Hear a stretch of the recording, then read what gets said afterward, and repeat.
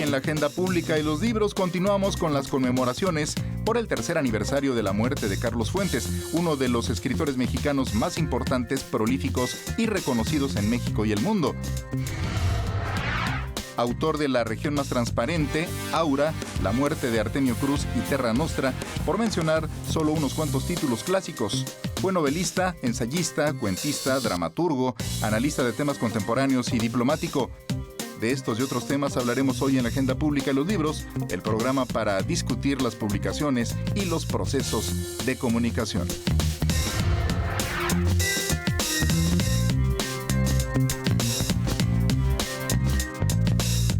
Este programa ha sido preparado y grabado para sustentar los temas de la agenda pública en fuentes bibliográficas, en libros clásicos y actuales, como un esfuerzo para elevar con usted la calidad de la esfera y del debate públicos.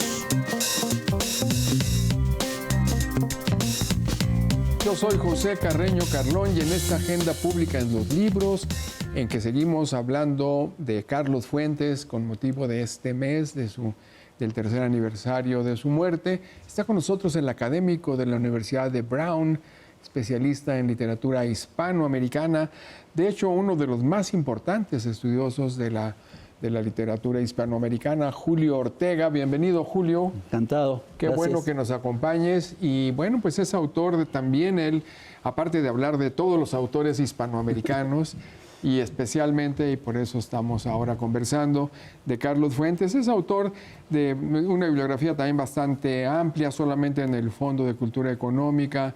Tiene que coordinó México Transatlántico, que coordinó con Celia del Palacio.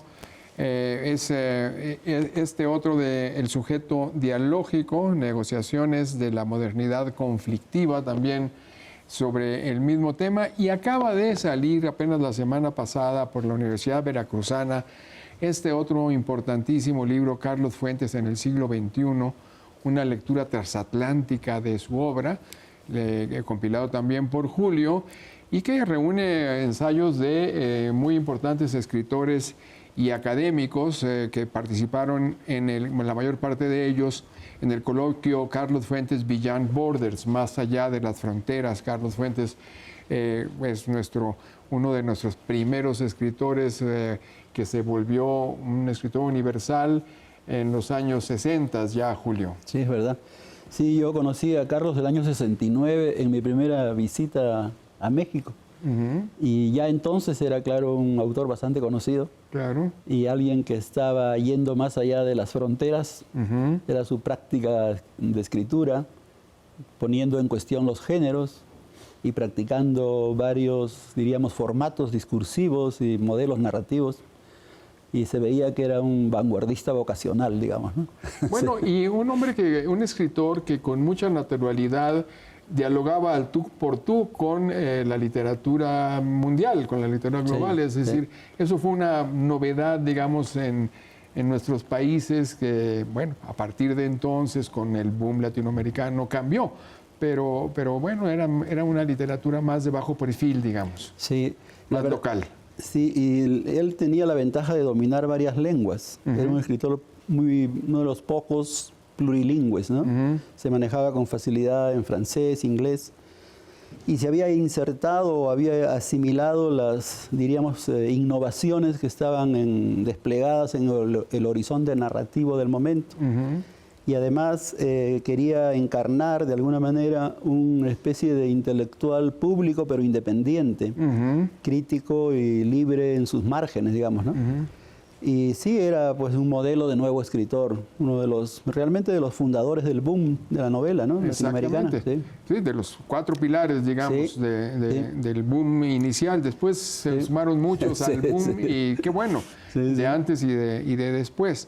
Pero también hay que decirlo, a partir de entonces podemos ahora conmemorar no solo pues la lamentable muerte de Carlos Fuentes hace 3 años, sino conmemorar los 40 años de lo que tú consideras una de sus obras cumbre, e incluso obras cumbre de la literatura latinoamericana, Así es. Terra Nostra. Exactamente, sí.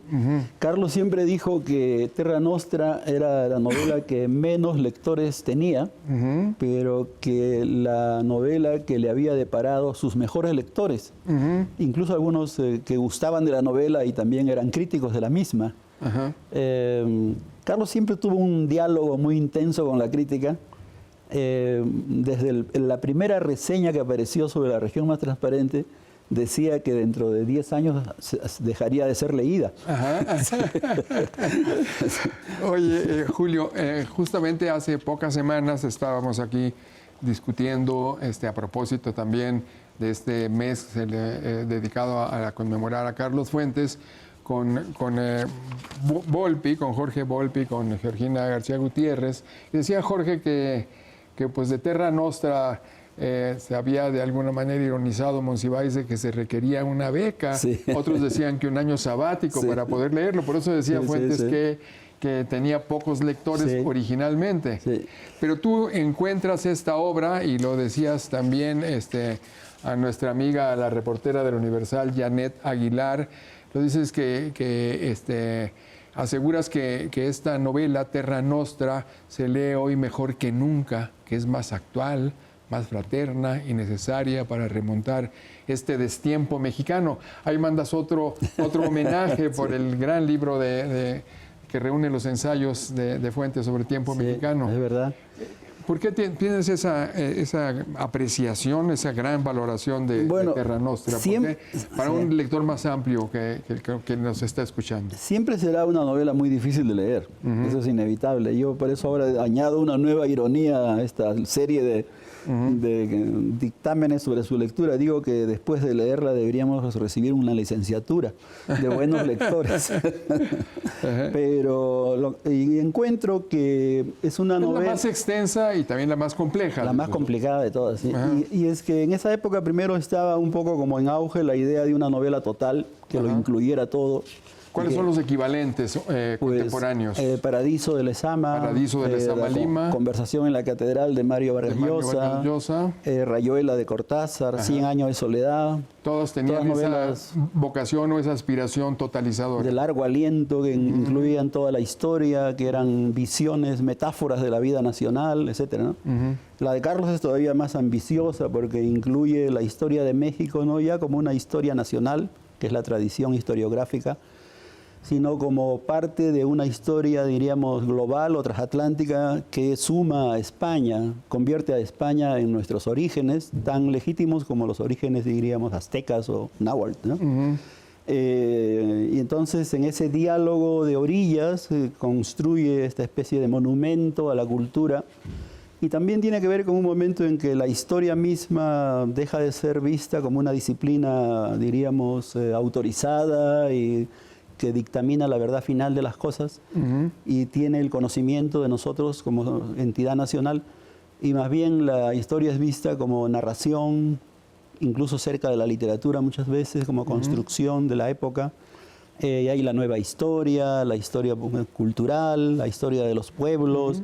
Entonces, de todo eso se alimenta la novela, ¿no? Entre otras cosas, claro. Claro, entonces la literatura toma la palabra también para la disciplina antes tan confinada a la academia de los historiadores clásicos, ¿no? Sí, y claro, ahí tiene la tradición de Américo Castro, que es una revisión de la historia española, y también los libros como el libro de Michael Bakhtin, La cultura popular de la Edad Media. De ahí tocas el sujeto dialógico de Bakhtin, supongo. Sí, exactamente, sí.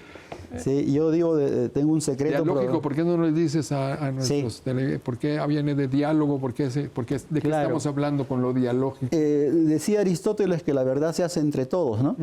Y postulando la centralidad del diálogo como camino al conocimiento. Y también lo que pasa es que el diálogo no es la parte más importante de nuestra cultura, sino más bien el debate y la oposición. Claro. Entonces yo le digo a mis amigos, no se trata de Octavio Paz o Carlos Fuentes, sino de Octavio Paz y Carlos Fuentes. Entonces, eso Porque falta... tú los pones a dialogar y de hecho Exacto. Princeton los está poniendo a dialogar ahora Exacto. con la apertura de los archivos. Así es. En los que se zambulló ya Jorge Volpi y nos contaba cosas muy interesantes. Sí, ¿no? exacto. ¿Tú ya los viste los archivos? Yo los leí antes que fueran a Princeton, porque pasé un verano en la casa de Carlos cuando no estaban, Ajá. haciendo investigaciones sobre su obra, y pude leer buena parte de ella, fascinante, sobre todo la correspondencia con Octavio Paz, ¿no? Es maravillosa.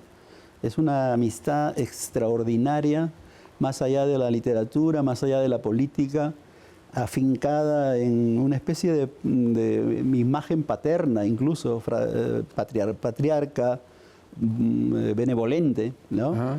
Así que la disputa entre ellos fue... Todos salimos perdiendo. Fue una disonancia, porque también ahí hay un diálogo, un dialogismo de altísima y de calidad, de excelencia en cuanto a cultura, en cuanto a formas incluso de conversación en sus propias cartas, ¿no? Claro, las cartas son maravillosas y tengo entendido que se van a publicar en unos tomos de las obras, de las cartas completas de Octavio. Así que, pero claro, también habrá que esperar que se hagan las cartas de Carlos Fuentes aparte, ¿no? Uno de mis sueños dialógicos es que haya un tomo con la correspondencia de ambos, ¿no? Claro. Que sería un manifiesto literario. Ah, mira, qué interesante, qué buena propuesta. Qué buena propuesta para los editores, porque ahorita están repartidos, digamos, los derechos de las cartas de unos y de otros. Según la ley, los herederos son dueños de las cartas que alguien escribe. Sí. Y aunque yo haya recibido las cartas de Octavio, obviamente la familia de Octavio es la heredera. Entonces tienen que estar de acuerdo las partes para que se produzca ese diálogo, ¿no? Bueno, pues llegará el momento seguramente. Sin duda, es el momento propicio, ¿no? ¿Y tú eres un puente también dialógico para eso? Sí, yo creo que sí, porque como hemos desarrollado en Brown la teoría de la literatura como un diálogo entre orillas transatlánticas, o sea, cómo venimos de todas partes y contribuimos con el mundo moderno, ¿verdad?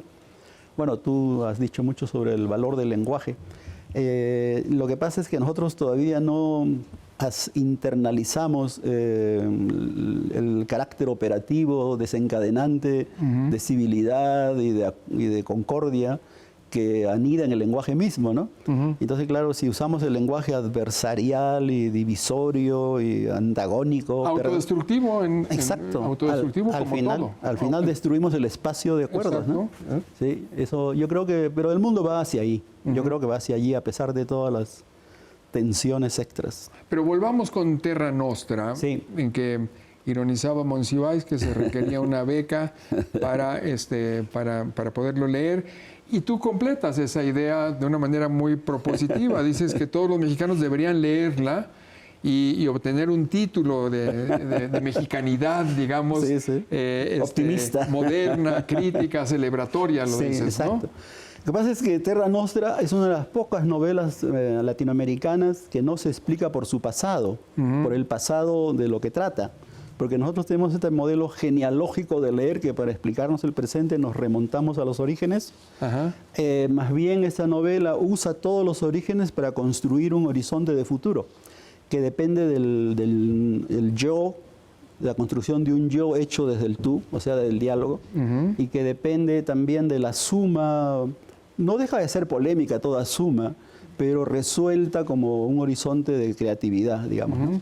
Entonces yo creo que ahí hay un México que pertenece al siglo XXI, más que al XX incluso, y que postula esta metáfora de la nación como construida por muchos lenguajes y que busca la sintonía del lector para que encuentre su propio espacio en ese edificio verbal que es la novela, ¿no? De hecho, estamos empezando el siglo XXI en serio, ahora sí, ¿no? Con muchos rasgos. Justamente en este mes, a propósito de muchísimas hechos acumulados de diciembre para acá, pues los académicos han estado hablando de este acercamiento de Cuba, al que tanto se ocupó Carlos Fuentes, del tema de Cuba, con Wright Mills, su amigo, el sociólogo de Escucha Yankee, etcétera. Cómo pues todos están hablando, tanto Raúl Castro como Obama, como los académicos, de que ahora sí estamos entrando al siglo XXI, ¿no? Es decir, que dejando atrás este lastre de la Guerra Fría. Sí. Del siglo Hasta las XX. palabras se han gastado, esas palabras de la oposición en mutua, ¿no? Exactamente. Bueno, vamos a tenernos que ir a un corte, Julio, porque esta conversación está muy sabrosa, pero ya se nos fue la mitad del programa. Y son los temas de las pláticas de nosotros en este mayo dedicado a Carlos Fuentes. Y vamos a continuar ahora con los anuncios que vas a hacer sobre la nueva edición de Terra Nostra, Julio. Excelente. Volvemos.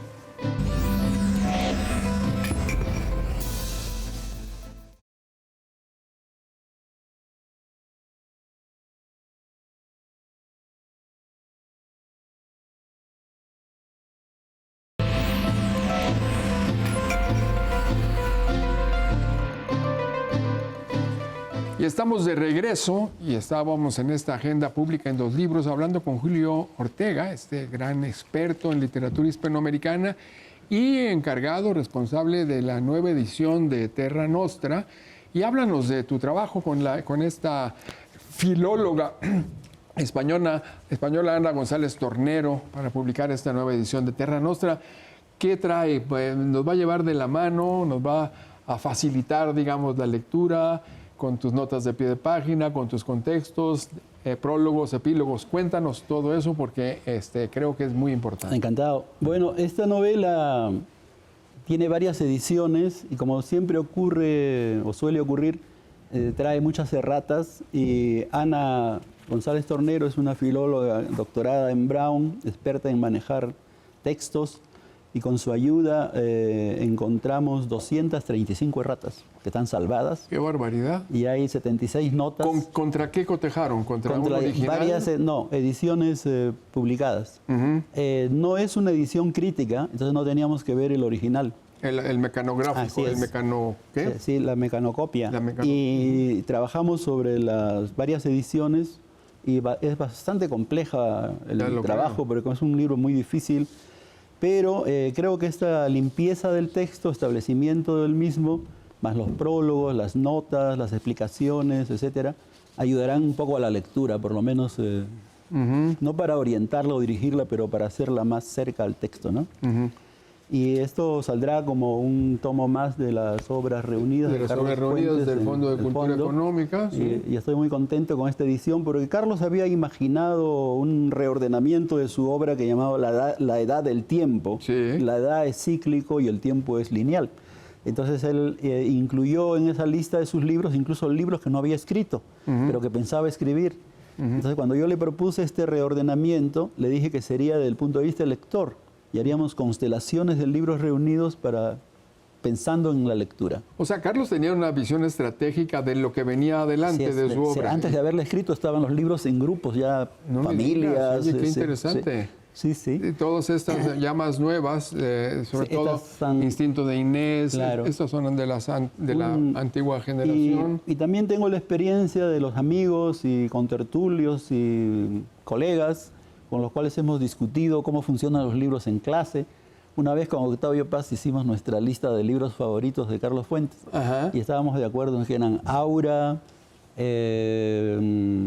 La familia lejana, los cuentos fantásticos, o sea, la parte fantástica de Carlos. Más que La muerte de Artemio Cruz, sí. Más que las políticas, así es. Más que... Pero en otra época cambian los gustos, porque lo extraordinario de Carlos es que tiene tal diversidad de estilos y de abordamientos de la experiencia mexicana e internacional, que cada libro, nunca escribió 2 libros parecidos.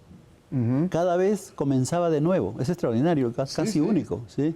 Sí. En los años 60, bueno, de la región más transparente, con toda la innovación y las propuestas revolucionarias de literatura, pues luego siguió una cosa tan tradicional como las buenas conciencias, más Galdós. Y el año 62 salieron juntos Artemio Cruz y Aura. Que no pueden ser más diferentes, ¿no? Cortázar le hizo en esa carta, le dice que el hombre que ha escrito esto no va a haber escrito lo otro. No, parece que no podría ser, ¿verdad? La misma persona, parece de una persona diferente. Así que estoy muy contento que salga esto en el fondo. Yo siempre he dicho que si América Latina desapareciera, con el catálogo del fondo se la podría reconstruir. Oye, qué bueno.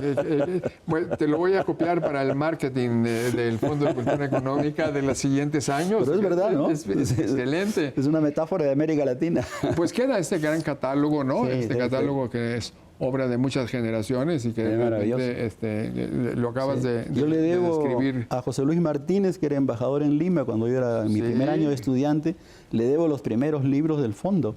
Era embajador en Lima y es que él abrió la filial del fondo en y Lima. Fue extraordinario, porque imagínate a un muchacho de 20 años que le dan Pedro Páramo, El laberinto de la soledad, y Artemio Cruz, etcétera, ¿no? Bueno, Ricardo Piña nos decía eso precisamente ahora con los 80 años del fondo, ¿no? Sí, su primer recuerdo del fondo es un adolescente que en una librería, en una estación de un balneario de Argentina, en la estación de tren, se encuentra El llano en llamas y decide su vocación literaria, ¿no? A mí me pasó eso con Confabulario, que escribí inmediatamente una nota, que leyó, se reprodujo en México y me escribió una carta dictada en un taxi. Es que una cosa extraordinaria de él, ¿no? Espontánea. Así que al fondo le debo incluso los mejores amigos. Bueno, pues yo me quiero contar entre tus más recientes, desde que me invitaste al homenaje a Carlos Fuentes, ¿verdad? Que y a Jesús Polanco en Brown University. Memorable ocasión. Memorabilísima ocasión, cuando y Rosario Ferré también estaba allí. Rosario Ferré, y había una... Víctor García La Concha, el cuarto. Víctor, había un acoso de la derecha contra Polanco. En ese momento, de casualidad. Exacto. Así que fue una respuesta... Oye, Julio, pero también vamos a hablar de ti, de tu trabajo. Encantado. Me parece muy importante, es decir, tu trabajo como editor, como compilador de importantísimas obras, tu trabajo como ensayista, tu trabajo de investigador, tu trabajo de profesor. Eres un referente de la literatura hispanoamericana indispensable allá en aquellas frialdades de Brown University, bellísimo campus. ¿Cuál es tu visión desde allá de América? Ahora estoy trabajando en una nueva hipótesis sobre la literatura latinoamericana, tratando de demostrar que es la literatura más hospitalaria, incluso que cuando pensamos en la literatura... Qué bonito nombre. Sí, ¿verdad? Qué bonito adjetivo. Sí, cuando pensamos en la literatura, pensamos en un espacio hospitalario. La casa del lenguaje nos acoge. Y normalmente no era así. Teníamos la tradición de los de abajo, de Pedro Páramo, donde todos están muertos, incluso Artemio Cruz, donde todos están corruptos. Y Artemio se está muriendo. Está muriendo. Toda la novela. Es el obituario más largo de la historia. Es el obituario más largo. Y en cambio, 100 años de soledad y Terra Nostra y otros libros nos acogen, ¿no? Y yo creo que esa parte de... Es una revolución de la literatura latinoamericana. A nombre del lector, ¿verdad? Y a este lector un poco desamparado en el mundo político-social, pues la literatura lo acoge y le devuelve el lenguaje, diríamos, como instrumento de diálogo, ¿no? Y siempre se te invita a ti para estos análisis. La última vez que te saludé fue en el homenaje a José Emilio Pacheco en la UNAM. Sí, ¿no? ¿te acuerdas? Sí. Muy sentido homenaje, Sí, y ahí José Emilio, ¿de qué juega en este esquema de la hospitalidad? Bueno, él es uno de los más hospitalarios. De los más hospitalarios. Es de los pocos, una bondad esencial, ¿no? Es de los pocos poetas con Sabines, quizás, en que los muchachos corean sus versos cuando se hacen recitales, ¿no? Y eso nos lleva a una ética de los afectos. Una ética de los afectos. Porque mantener la fidelidad a los afectos es lo más difícil. Exactamente. Y si lo logramos mantener, pues el lenguaje nos ayuda, supongo, a ser mejores dialogantes. Sin duda. Entonces, este trabajo de esta nueva revisión de la literatura latinoamericana, con este enfoque de un espacio hospitalario, ¿para cuándo lo tenemos? Bueno, en eso estoy elaborando cosas y viendo cómo sería esa biblioteca hospitalaria, ¿no? Octavio Paz. ¿Qué autores son los más hospitalarios? Octavio Paz, en primer lugar, sin duda. Octavio Paz. Si uno ve cómo Octavio Paz leyó a Cernuda, a Darío, a Duchamp, a Buñuel, a Pessoa, nos trajo a todos. Te das cuenta que los aclimató a nuestra lectura, nos hizo participar. Algunos los tradujo como a Pessoa. Exacto. Ese Paz lector es el que se ha descuidado en estos homenajes. Y yo creo que es central en su trabajo, ¿no? Y nos recibe. Y también García Márquez. García Márquez. Y esto nos vuelve al Licho Macero. García Márquez y Octavio Paz y Carlos Fuentes. Y Carlos Fuentes. Al diálogo. Exacto. Y al dialogismo. Y a la hospitalidad. Oye, Julio, pues se nos acabó el tiempo, lamentablemente. Tenemos mucho que seguir platicando. Sin duda. Ahora nos vamos a tomar algo para seguir con la conversación. Ya se la comentaremos también a nuestro auditorio. Muchas gracias, Julio. Muchas gracias a ustedes por acompañarnos. Buenas noches y buena suerte.